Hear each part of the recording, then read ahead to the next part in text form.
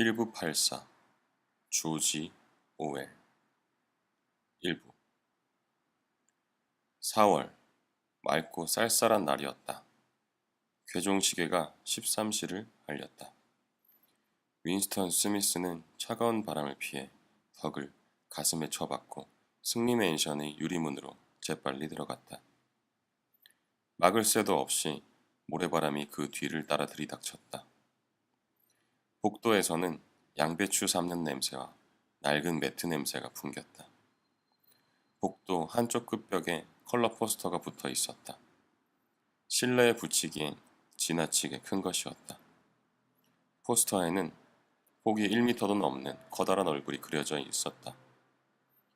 덥수룩한 검은 수염에 만 5살쯤 되어 보이는 잘생긴 남자 얼굴이었다. 윈스턴은 계단 쪽으로 향했다. 엘리베이터는 있으나 마나한 것으로 경기가 좋을 때도 좀처럼 가동되지 않았다. 그런 터에 지금은 한낮이라 전기조차 들어오지 않고 있었다. 증오주간에 대비한 절약운동 탓이다. 윈스턴의 방은 7층이었다. 39살의 그는 도중에 몇 차례나 쉬면서 천천히 계단을 올라가야 했다. 오른쪽 발목에 정맥류성 궤양을 앓고 있었기 때문이다. 층계참을 지날 때마다 엘리베이터 맞은편 벽에 붙은 커다란 얼굴의 포스터가 그를 노려보았다. 그 얼굴은 교묘하게 그려져 있었다. 마치 눈동자가 사람이 움직이는 대로 따라 움직이는 것 같았다. 그 얼굴 아래 빅브라더가 당신을 지켜보고 있다. 라는 글이 적혀 있었다. 방 안에서는 낭랑한 목소리가 들렸다. 무쇠의 생산과 관계되는 무언가 숫자로 이루어진 목록을 읽는 소리였다. 그 목소리는 뿌연 거울 같은 직사각형의 금속판에서 흘러나왔다. 금속판은 오른쪽 벽에 붙어 있었다. 윈스턴이 스위치를 돌리자 목소리는 약간 작아졌지만 여전히 또렷하게 들렸다. 텔레스크린이라는 그 금속판은 소리를 줄일 수는 있어도 완전히 끌 수는 없게 되어 있었다. 윈스턴은 창가로 다가갔다. 방의 푸른 제복 때문에 그의 작고 여인 얼굴과 초라한 몸집이 더욱 허약해 보였다. 머리카락은 윤기가 흘렀지만 원래 붉은 빛이 도는 얼굴 피부는 싸구려 비누와 무딘 면도칼을 쓰는 데다 이제 막 물러간 겨울 추위 때문에 거칠었다. 닫힌 창유리에 비친 바깥은 추워 보였다. 거리 저편에서 한 줄기 바람이 먼지와 종이 조각들을 흩날렸다. 태양은 빛나고 하늘은 더없이 푸르렀지만 여기저기 붙어있는 포스터 외에는 색채란 게 없어 보였다. 검은 수염의 얼굴이 관망하기 좋은 구석구석 어디에나 내려다보고 있었다. 포스터는 바로 맞은편 집 앞에도 붙어 있었다. 검은 눈이 윈스턴의 눈을 매섭게 노려다보며 빅브라더가 당신을 지켜보고 있다 라고 을러댔다. 저쪽 길 한 모퉁이에 모서리가 찢어진 또 하나의 포스터가 바람에 펄럭이며 영사라는 낱말을 가렸다 보였다 했다. 영사, 영국 사회주의의 새로운 약어. 멀리서 헬리콥터가 지붕 사이를 스치듯 날아다니며 쉬파리처럼 잠시 맴돌다가 방향을 바꾸어 날아가 버렸다. 창문을 통해 사람들을 엿보는 순찰기였다. 하지만 순찰 따위는 별것이 아니었다. 문제는 사상 경찰들이었다. 윈스턴의 등 뒤에 있는 텔레스크린에서는 아직도 무쇠와 제9차 3개년 계획의 초과 달성에 대해서 짓거리고 있었다. 텔레스크린은 수신과 송신을 동시에 행한다. 이 기계는 윈스턴이 내는 소리가 아무리 작아도 낱낱이 포착한다. 더욱이 그가 이 금속판의 감시 범위 안에 들어있는 한 그의 일거일동은 다 보이고 들린다. 물론 언제 감시를 받고 있는지 알 수는 없다. 사상경찰이 개개인에 대한 감시를 얼마나 자주 그리고 어떤 방법으로 행하는지는 단지 추측만 할 수 있을 뿐이다. 어쩌면 사상 경찰이 항상 모든 사람을 감시한다고 볼 수도 있을 것이다. 아무튼 그들은 필요하다면 언제든지 감시의 선을 꽂을 수 있다. 그래서 사람들은 자신이 내는 소리가 모두 도청을 당하고 캄캄한 때 외에는 동작 하나하나까지 감시당하고 있다는 생각을 하며 살아야 했는데 오랜 세월 그렇게 하다 보니 어느새 그런 생활이 본능적인 습관이 되어버렸다. 윈스턴은 여전히 텔레스크린을 등지고 있었다. 물론 등진다고 해서 안 보이는 것은 아니라는 사실을 알고는 있었지만 그래도 그렇게 하는 편이 안전하다는 생각이 들었다. 그의 일터인 진리부 건물이 1km쯤 떨어진 지점의 음침한 풍경 위로 거대한 자태를 드러낸 채 희뿌옇게 솟아 있었다. 이곳이 에어스트립 1의 중심 도시이며 오세아니아에서 세 번째로 인구가 많은 런던이라니. 윈스턴은 씁쓸한 생각이 들었다. 런던이 옛날에 그리했던가? 그는 어렸을 때의 기억을 더듬어 보았다.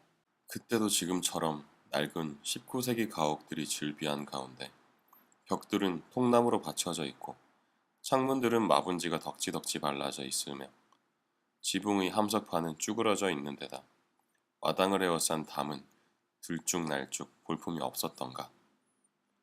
폭탄이 떨어진 자리마다 횟가루가 날리고 분홍 바늘꽃이 자갈더미 위에 어지럽게 흩어져 있었던가. 폭탄이 휩쓸고 지나간 공터에 닭장같이 생긴 지저분한 판잡집들이 들어섰던가. 그러나 소용없는 일이었다. 그는 그런 장면들을 기억해낼 수가 없었다. 어린 시절에 대해서는 아무런 배경이 없는 데다 뭐가 뭔지 분간할 수도 없는 그저 환한 그림 같은 일련의 전경만이 남아있을 뿐이었다. 신어로 진부라고 하는 진리부는 다른 건물들과 환희하게 달랐다. 흰색 콘크리트로 번쩍이는 피라미드 모양의 그 웅장한 건물은 층마다 계단식으로 쌓아 올려진 채 300m나 하늘 높이 솟아 있었다. 흰 건물의 전면에는 윈스턴이 서 있는 곳에서도 훤히 보이는 당의 세 가지 슬로건이 우아한 필체로 쓰여 있었다. 전쟁은 평화, 자유는 예속, 무지는 힘.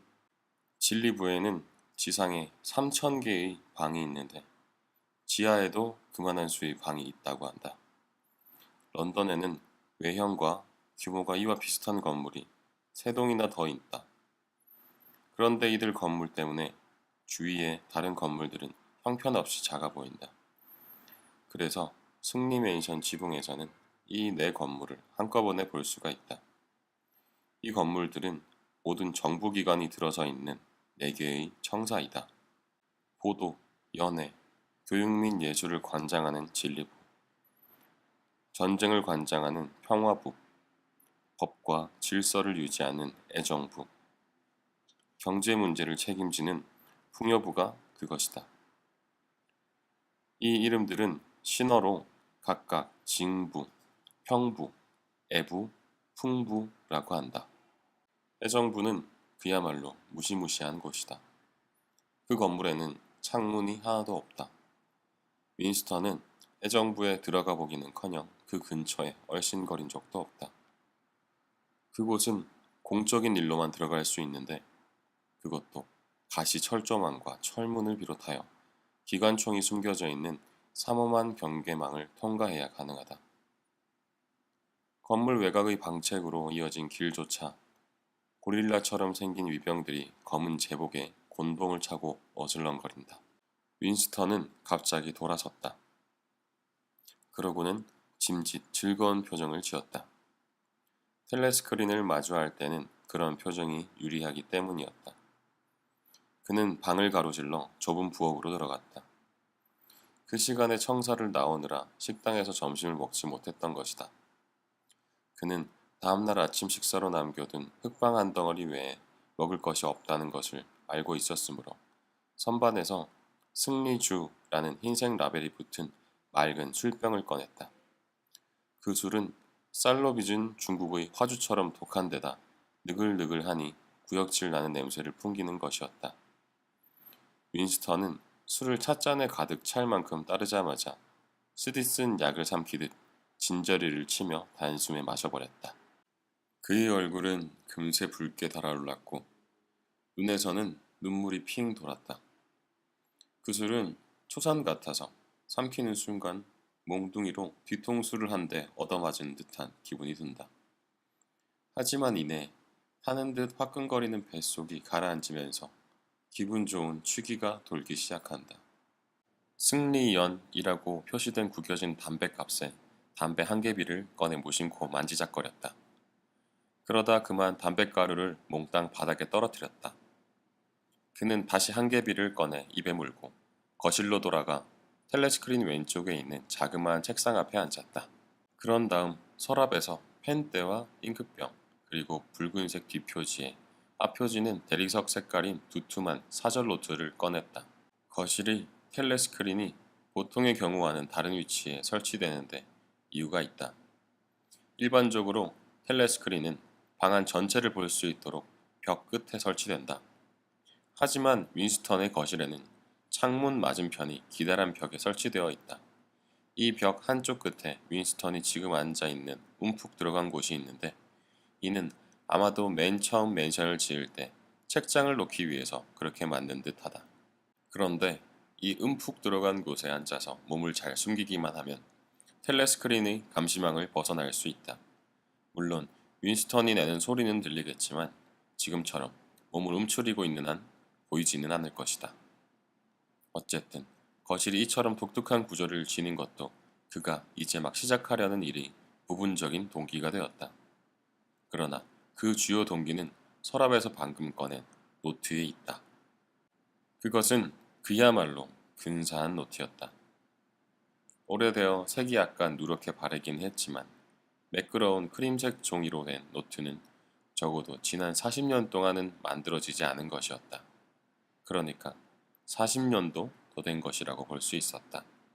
윈스턴은 이 도시 빈민가에 있는 쾌쾌한 곰팡이 냄새가 나는 자그마한 고물상의 진열장에서 그 노트를 발견하자마자 갖고 싶은 충동을 느꼈다. 그런데 당원들은 일반 상점에는 출입이 금지되어 있었다. 하지만 이 규칙은 제대로 지켜지지 않았다. 다른 곳에서는 구할 수 없는 구두끈이라던가 면도날 같은 갖가지 물건들이 그 같은 일반 상점에 있었기 때문이었다. 그는 거리를 위아래로 재빨리 살펴본 다음 상점 안으로 뛰어들어가서 노트를 2달러 50센트에 샀다. 그때만 해도 어떤 특별한 목적이 있어서 노트를 갖고 싶었던 것은 아니었다. 그는 무슨 죄라도 지은 듯 그것을 조심스레 가방에 넣고 집으로 돌아왔다. 그 속에 아무것도 적혀있지 않는다 해도 노트는 의심을 살 만한 물건이었다. 윈스턴이 시작하려는 일은 일기를 쓰는 것이었다. 일기 쓰기는 불법이 아니었다. 법이란 게 없으니 불법이란 것도 있을 리 없다. 하지만 발각될 경우 사형 아니면 적어도 강제노동 25년형의 선고를 받을 것이 틀림이 없었다. 윈스턴은 펜촉을 펜대에 꽂고 펜 끝의 기름기를 닦아냈다. 펜은 서명할 때도 거의 사용되지 않는 구식 필기 도구였다. 그럼에도 그가 그것을 남몰래 어렵사리 구한 이유는 근사한 크림색 노트에는 볼펜으로 끼적거리기보다 진짜 펜촉으로 써야 어울릴 것 같은 생각이 들었기 때문이었다. 그렇지만 그는 손으로 글을 쓰는 일에 익숙치 않았다. 아주 짧은 글 외에는 모든 것을 구술 기록기에 불러주는 것이 상례였다. 물론 지금은 그렇게 할 수 없었다. 그는 펜촉에 잉크를 적시고 잠시 머뭇거렸다. 짜릿한 전율이 뱃속을 훑고 지나갔다. 종이에 글을 쓴다는 것은 결단력이 필요한 중대 행위였다. 그는 작고 서툰 글씨로 다음과 같이 썼다. 1984년 4월 4일. 그는 몸을 뒤로 젖히고 앉았다. 무력감이 그를 사정없이 짓눌렀다. 우선 올해가 1984년이 맞는지 어떤지 알 수가 없었다. 나이가 39인 것만은 거의 확실했다. 1944년이나 45년에 태어난 것으로 알고 있었으니까 틀림없이 그쯤 될 것이다. 그러나 요즘에는 1, 2년 내의 어떤 날짜도 정확하게 말할 수가 없다. 누구를 위해 이 일기를 쓰는가? 그는 벼랑간 의아스러운 생각이 들었다. 미래를 위해서? 아직 태어나지 않은 후세를 위해서? 그는 잠시 일기장에 적힌 날짜를 의심스러운 눈초리로 바라보며 생각에 잠겼다. 문득 이중사고라는 신어가 그의 뇌리에 떠올랐다. 그는 자신이 엄청난 일을 하고 있다는 사실을 처음으로 절실히 깨달았다. 어떻게 미래와 소통할 수 있단 말인가? 그런 일은 본질적으로 불가능하다. 미래가 현재와 비슷하다면 그의 말에 귀를 기울이지 않을 것이고, 다르다면 이 순환의 기록은 무의미한 것이 되리라. 그는 한동안 멍하니 노트를 바라보며 앉아 있었다. 텔레스크린에서 귀에 거슬리는 군악 소리가 흘러나왔다. 그는 자신을 표현할 수 있는 능력을 상실한 데다 애초에 의도했던 말이 무엇이었는지조차 까맣게 잊어버린 것 같은 이상한 기분이 들었다. 지난 몇 주 동안 그는 이 순간을 위해서 만반의 준비를 해왔다. 그러면서 용기만 있으면 무슨 일이든 할 수 있다고 굳게 믿었다. 사실 글을 쓰는 일 자체는 어려운 것이 아니었다. 지난 수년 동안 그의 뇌리를 스쳐 지나간 무수한 독백을 글자 그대로 종이에 옮기기만 하면 그만이었다. 그런데 어찌된 일인지 그런 독백마저 고갈되어 버렸다. 그런데다 정맥류성 궤양이 생긴 자리가 참을 수 없을 정도로 가렵기 시작했다. 하지만 시원스레 긁어댈 수도 없는 노릇이었다. 긁기만 하면 어김없이 벌겋게 부어올라서 염증을 일으켰기 때문이었다. 시간이 똑딱거리는 시계 소리와 함께 지나갔다. 앞에 놓인 노트의 공백, 발목 피부의 가려움증, 군악대의 나팔 소리, 술로 인한 약간의 취기. 그가 의식하는 것이라고는 고작 이런 것들 뿐이었다. 그는 벼랑간 공포감을 느끼며 글을 써내려가기 시작했다. 자신이 무엇을 하고 있는지도 의식하지 못한 상태에서였다. 그는 어린아이가 쓴 것처럼 작고 삐뚤삐뚤한 글씨로 첫자를 대문자로 쓰는 것과 문장 끝에 마침표를 찍는 것도 무시한 채 노트의 공백을 메워나갔다. 1984년 4월 4일.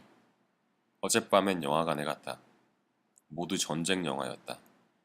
피난민들을 가득 실은 배가 지중해 근처에서 폭격을 당하는 장면이 가장 볼만했다. 크고 뚱뚱한 사내가 그를 추격하는 헬리콥터를 피해 헤엄쳐 도망가다가 사살되는 장면에 이르자 관객들이 환호성을 질렀다. 처음에는 그 사내가 돌고래처럼 물속에서 호우적거리는 장면이 나왔었는데 곧이어 헬리콥터의 사격 조준기 안으로 그의 모습이 들어왔다. 사내는 순식간에 구멍투성이가 되고 주위의 바닷물은 핏빛으로 물들었다. 이윽고 사내의 몸이 구멍을 통해 물이라도 새어들기라도 한 것처럼 물속으로 쏙 들어가 버렸다. 그러자 관객들이 폭소를 터뜨리며 소리를 질러댔다. 그 다음에는 아이들을 가득 태운 구명보트 위에서 헬리콥터가 맴도는 장면이 나왔다. 유태인으로 보이는 중년 부인이 뱃머리에서 3살쯤 된 사내 아이를 안고 있었다. 아이는 소스라치게 놀란 나머지 비명을 지르면서 마치 엄마의 품속으로 뚫고 들어가기라도 할 듯 머리를 쳐박고 있었고, 부인은 부인대로 새파랗게 질린 채 두려움에 떨면서도 아이를 끌어안고는 달래고 있었다. 감싸는 듯이 꼭 끌어안고 있는 것으로 보아 그녀는 자신의 두 팔이 아들을 총알로부터 구해낼 수 있다고 믿는 것 같았다. 그러나 헬리콥터는 20kg짜리 폭탄을 떨어뜨렸고 무시무시한 섬광이 번쩍하는 순간 보트가 산산조각으로 부서져 버렸다. 그때였다. 한 아이의 팔이 하늘 높이 치솟았다. 그 장면은 기수에 카메라를 단 헬리콥터가 팔을 따라 올라가며 찍은 것이 분명했다. 아무튼 그 장면이 나오자 당원석에서 요란한 박수갈채가 터졌는데 앞자리 노동좌석에 앉아있던 한 여자가 갑자기 소란을 피우며 "이런 걸 아이들에게 보여줘서는 안 된다. 어린애들에게 이런 걸 보이는 건 잘못이다 라고 소리를 지르다 경찰에 끌려 밖으로 나갔다. 그 여자한테는 아무 일도 생기지 않았을 것이다. 프롤, 무산계급 혹은 노동자. 프롤이 짓거리는 말에는 아무도 신경을 쓰지 않았기 때문이다. 그들은 프롤의 전형적인 반발에도 결코. 윈스턴은 팔에 쥐가 나서 글을 쓰기 중단했다. 도대체 무엇 때문에 이런 쓸데없는 짓거리를 하고 있는지 알 수가 없었다. 그런데 그가 쓰기를 중단하고 있는 동안 희한하게도 전혀 엉뚱한 기억이 선명하게 뇌리에 떠올랐다. 아무래도 그것을 적어두지 않으면 안 될 것 같았다. 그는 그제야 비로소 깨달았다. 자기가 오늘 집에 와서 갑자기 일기를 쓰기 시작하기로 작정한 것도 바로 그 사건 때문이라는 사실을. 그처럼 사소한 일도 사건으로 칠 수 있다면 그 사건은 바로 그날 아침 진리부에서 일어났다. 11시쯤이었다. 윈스턴이 일하는 기록국에서 직원들이 맞은편에 커다란 텔레스크린이 설치되어 있는 사무실 한가운데로 의자를 끌어모아 놓고 2분 중호를 준비했다. 이윽고 윈스턴이 가운데 줄에 앉았을 때였다. 안면만 있을 뿐 대화 한 번 나누어 본 적 없는 두 사람이 느닷없이 사무실로 들어왔다. 그중 한 사람은 복도를 오가며 자주 얼굴을 마주친 여자였다. 이름은 모르지만 창작국에서 근무하는 것을 알고 있었다. 가끔씩 기름 묻은 손으로 스패너를 들고 다니는 것으로 보아 소설 제작기를 다루는 일을 맡고 있을 터였다. 27살쯤 되었을까? 대담해 보이는 여자였다. 여자는 검은 머리카락에 숱이 많고 얼굴은 주근깨 투성이인데다 운동을 한 듯 행동이 민첩했다.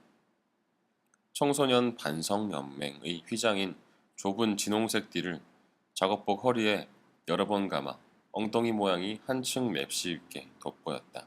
윈스턴은 처음 본 순간부터 그녀가 싫었다. 그럴 만한 이유가 있었다. 그 여자에게서는 하키 운동장이나 냉수욕 또는 단체 행군의 분위기가 느껴졌다. 애써 청결해지려고 노력하는 듯한 인상을 풍기는 것도 마음에 들지 않았다. 그는 거의 모든 여자들, 특히 젊고 아름다운 여자들을 싫어했다. 고집스럽게 당에 충성하는 사람들, 슬로건을 곧이곧대로 신봉하는 사람들, 아마추어 스파이들, 이단의 냄새를 귀신같이 맡는 사람들을 보면 거의 여자들, 그것도 젊은 여자들이었다. 그런데 그 여자는 다른 여자들보다 더 위험한 것 같은 인상을 풍겼다. 언젠가 복도에서 서로 지나쳤을 때였다. 그녀가 곁눈질로 슬쩍 쳐다본 순간 윈스턴은 자기 마음속을 훤히 꿰뚫어 본 것 같아서 섬뜩했다. 여자가 사상경찰의 끈앞풀이일지도 모른다는 생각도 들었다. 하지만 그럴 리는 없었다. 그래도 그는 그 여자가 가까이 있을 때마다 적의와 두려움이 뒤섞인 이상야릇한 불안감에 사로잡히곤 했다. 또 한 사람은 오브라이언이라는 내부 당원으로 윈스턴이 잘 알지 못하는 뭔가 대단히 중요하면서도 은밀한 직위에 있는 남자였다. 검은 제복의 내부 당원이 가까이 다가오자 의자에 앉아있던 사람들이 일제히 입을 다물었다. 오브라이언은 몸집이 크고 건장했다. 그런데다 목이 굵고 얼굴이 우락부락하게 생겨 우스꽝스러우면서도 어딘지 야비한 인상이었다. 그러나 겉모습은 험상궂어도 그 태도에는 매력적인 구석이 있어 보였다. 그는 버릇인 듯 콧잔등에 내려온 안경을 축혀 올리곤 했다.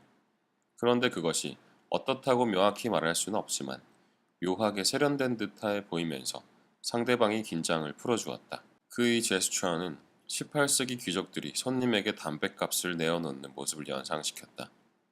윈스턴은 최근 몇 년 동안 오브라이언을 12번쯤 보았을 것이다. 그가 오브라이언에게 마음 깊이 끌리고 있는 것은 단지 그의 도시인다운 세련된 태도와 권투 선수 같은 체격이 풍기는 묘한 대조에 흥미를 느꼈기 때문만은 아니었다. 그보다는 오브라이언의 정치적인 신조가 불완전하리라는 은밀한 믿음. 아니, 단순한 믿음이 아니라 그렇게 되기를 희망하기 때문이었다. 그의 얼굴에는 어쩔 수 없이 그런 것을 느끼게 하는 무엇인가가 있었다. 어쩌면 그의 얼굴에 쓰여 있는 것은 이단이 아니라 단순한 지성일지도 모른다. 어쨌든 텔레스크린이 없는 데서 단 둘이 만날 수만 있다면 한 번쯤 말을 걸어 봄직한 사람이었다. 그러나 윈스턴은 그런 생각을 실행에 옮길 마음은 조금도 없었다. 어차피 그렇게 해볼 방법 같은 것도 없는 상황이었다. 오브라이언이 손목시계를 힐끗 바라보았다. 표정으로 보건대 11시가 거의 다 된 것을 알고 이분 증오가 끝날 때까지 기록국에 머물러 있기로 작정한 것 같았다. 그는 윈스턴으로부터 두 자리 건너 같은 줄에 앉았다. 그들 사이에는 윈스턴의 옆 책상에서 일하는 갈색 머리의 자그마한 여자가 앉아 있었다.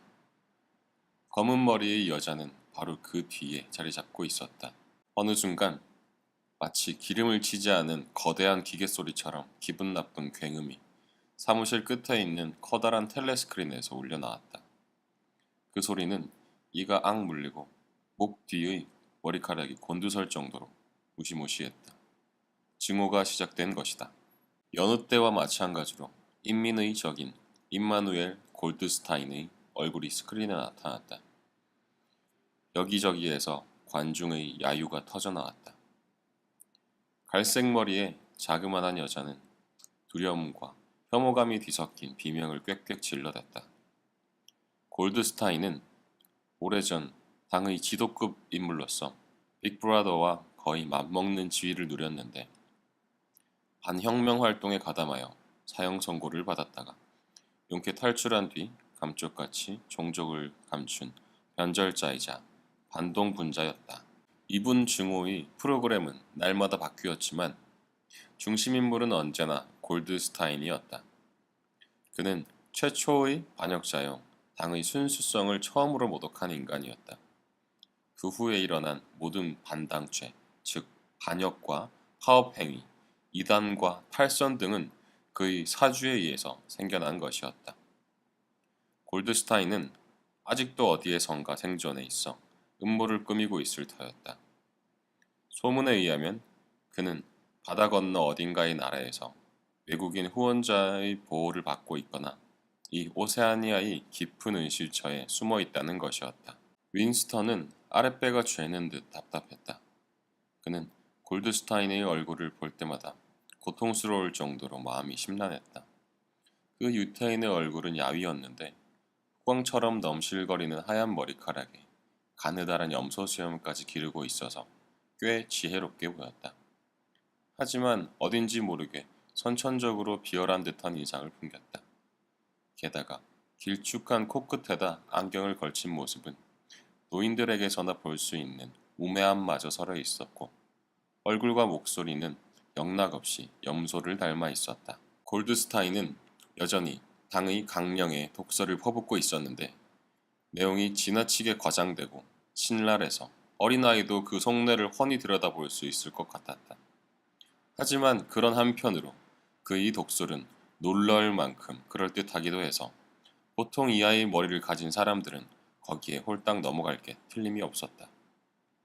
그는 빅브라더와 당의 독재를 비난하고 유라시아와의 즉각적인 평화협정을 요구했다. 그리고 언론, 출판, 집회, 사상의 자유를 주장하고 혁명이 배반당했다며 신경질적으로 외쳐댔다. 그의 독설은 당의 웅변가들이 습관적으로 사용하는 수법을 모방한 빠른 다음절의 연설이었다. 그는 심지어 당원들이 일상생활 가운데서 쓰는 것보다 더 많은 양의 신어를 섞어가며 연설했다. 그러는 동안 사람들이 골드스타인의 허울 좋은 말 속에 혹시라도 일말의 진실이 숨어 있을지도 모른다는 의심을 품을까봐 스크린에서는 그의 머리 뒤쪽으로 유라시아 군대의 행렬을 끊임없이 펼쳐 보이고 있었다. 아시아인의 그 무표정하고 굳은 얼굴을 한 군인들의 행렬이 스크린에 나타났다가 사라지기를 반복했다.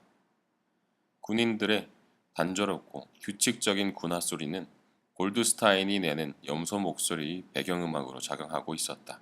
증오가 시작된 지 30초도 안 되어 사무실에 있는 사람들의 반 이상이 일제히 고함을 질러댔다.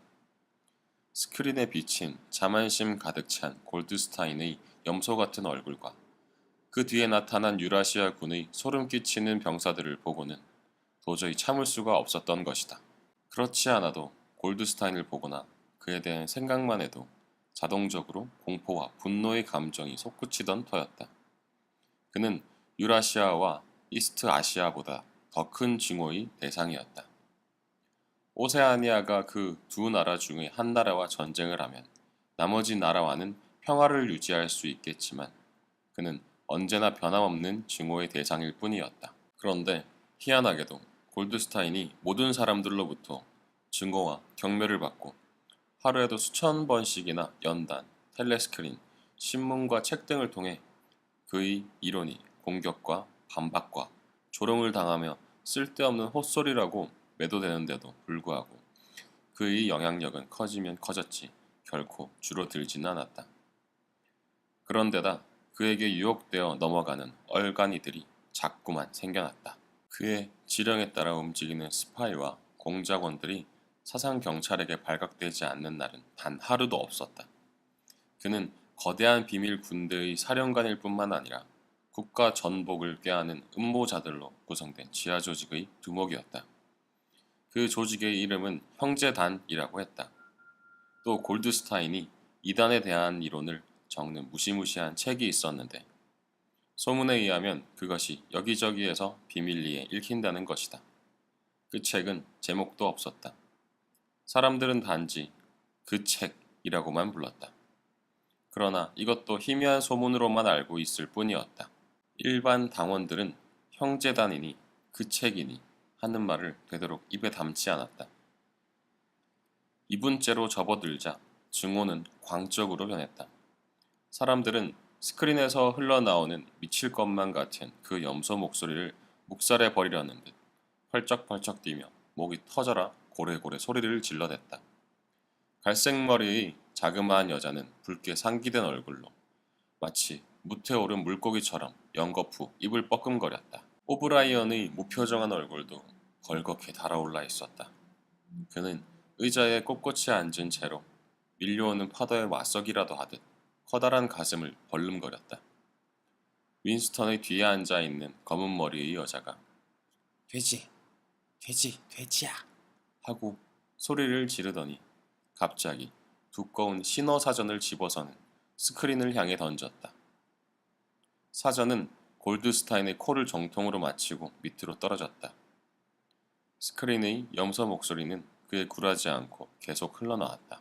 잠시 정신을 차린 사이에 윈스턴은 자신도 다른 사람들과 함께 고함을 지르며 발 뒤꿈치로 의자의 가로대를 마구 차고 있다는 사실을 깨달았다.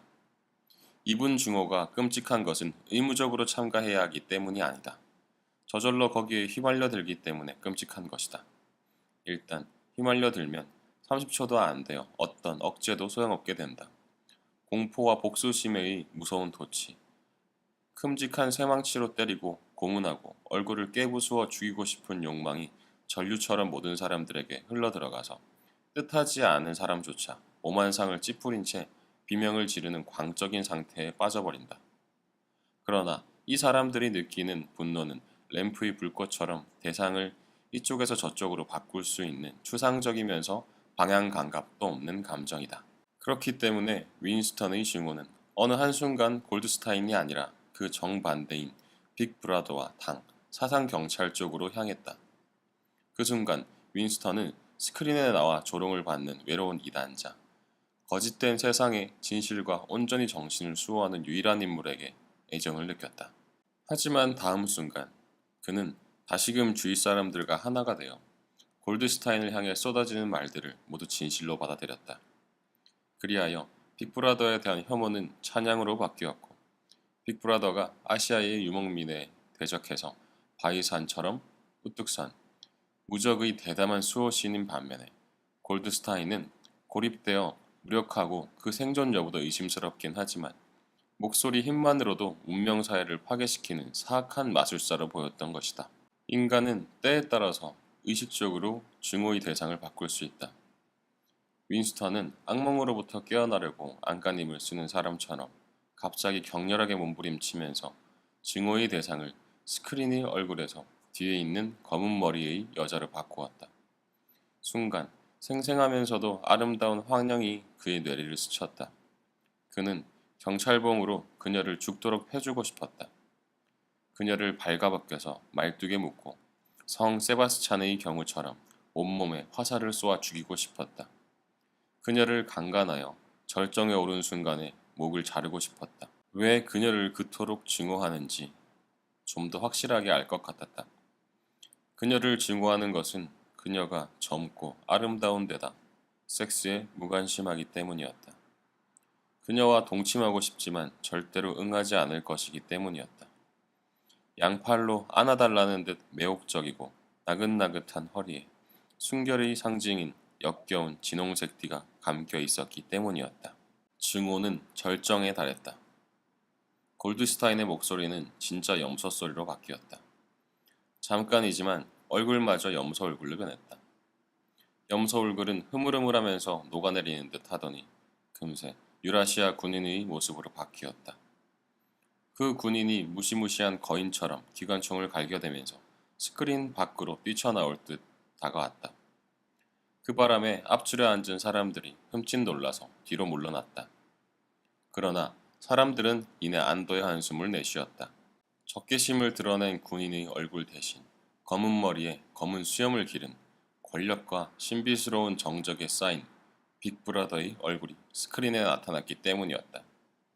빅브라더가 무슨 말을 하는지 귀담아 듣는 사람은 아무도 없었다. 그의 말은 두서너 마디의 격려사에 불과했는데 일일이 알아듣기란 불가능했다. 하지만 그의 말을 듣고 있다는 사실 하나만으로도 서로의 신의를 회복할 수 있는 마치 전쟁의 북색통에서 지시를 듣고 있는 것 같은 그런 격려사였다.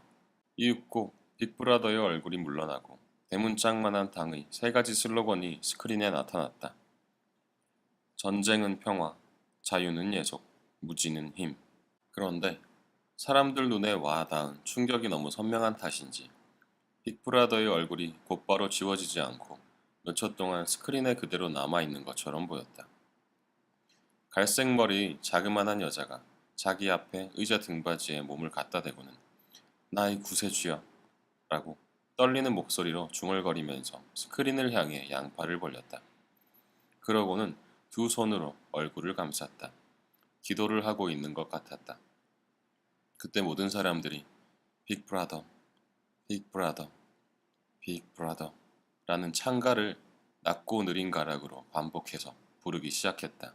빅과 브라더 사이가 길게 늘어지면서 이어지는 그 장중한 합창은 마치 야만인들이 맨발로 춤추며 쳐대는 북소리를 배경으로 깔고 있는 듯했다. 사람들은 30초 동안 계속 똑같은 소리를 냈다. 그것은 도저히 감정을 주체할 수 없는 순간에 흔히 부르는 일종의 후렴이요 빅브라더의 지혜와 위엄에 대한 찬가였다. 하지만 그보다는 리드미컬한 소리로 교묘하게 의식을 말살시키는 자기 최면 같은 행위였다. 이분 증오 때는 그도 다른 사람들처럼 광란의 도가니에 빠져들지 않을 수 없었지만 빅브라더, 빅브라더 라는 비인간적인 노래를 하는 순간에는 온몸에 소름이 쫙 끼쳤다. 물론 그 자신도 다른 사람들과 함께 노래를 불렀다. 그럴 수밖에 없었기 때문이다.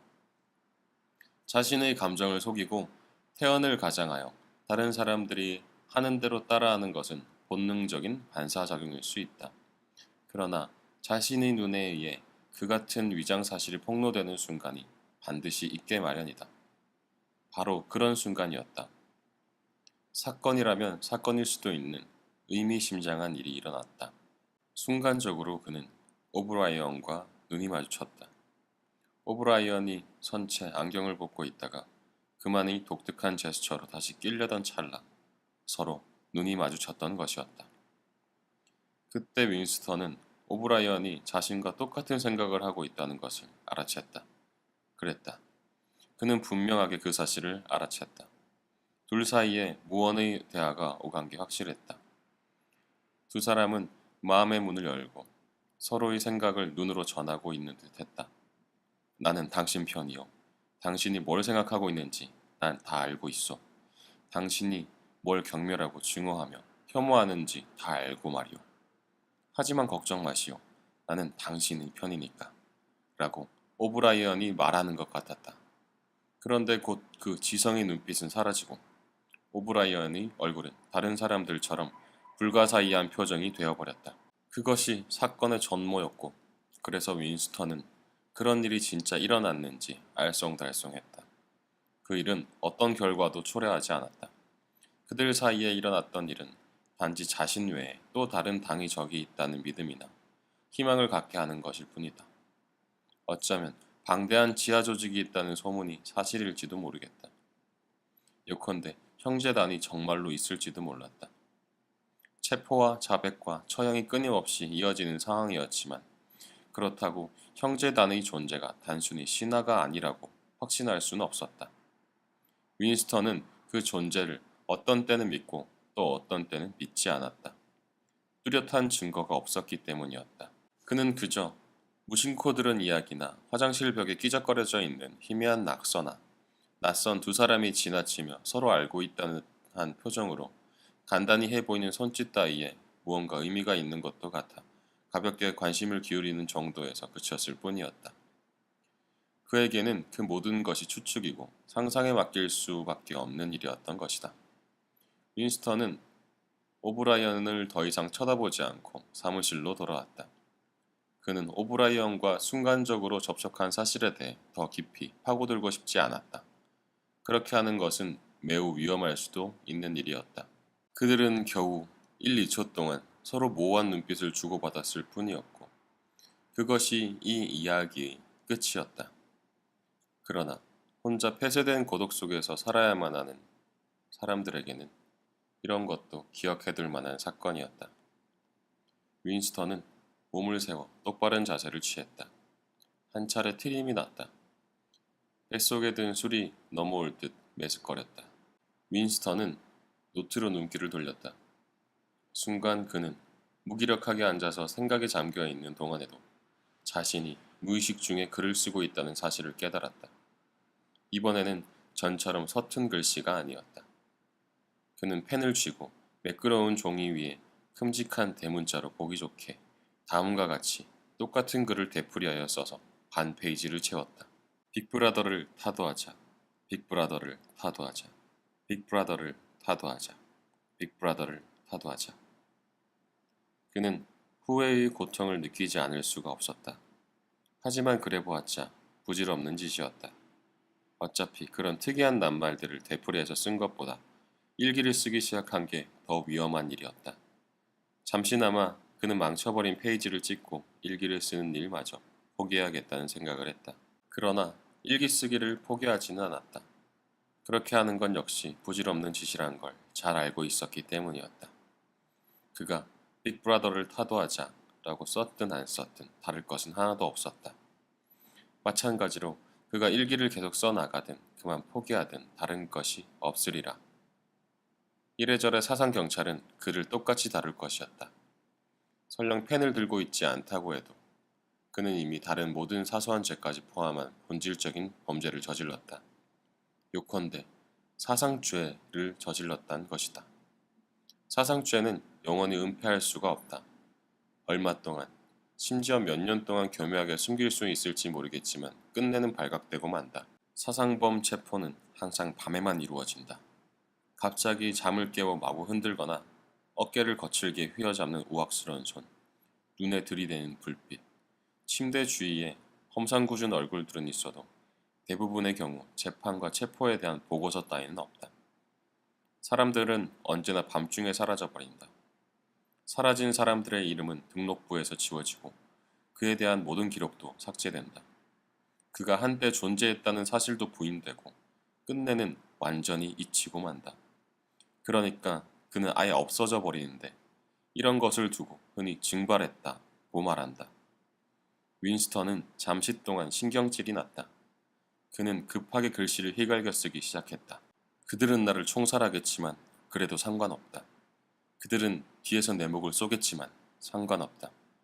빅브라더를 타도하자. 그들은 언제나 뒤에서 목을 쏜다. 하지만 나는 상관없다. 빅브라더를 타도하자. 그는 가벼운 수치심을 느끼며 펜을 놓고 의자에 등을 기댔다. 그때 문 쪽에서 노크 소리가 들렸다. 순간 그는 화들짝 놀랐다. 벌써?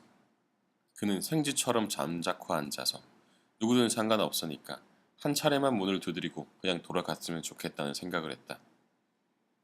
그러나 그것은 부질없는 기대였다. 노크 소리가 계속해서 들렸다. 시간을 끌수록 더 불리할 것 같았다. 그의 가슴은 북소리처럼 쿵쿵거렸지만 얼굴은 오랜 습관이 붙은 탓에 표정이 거의 없었다.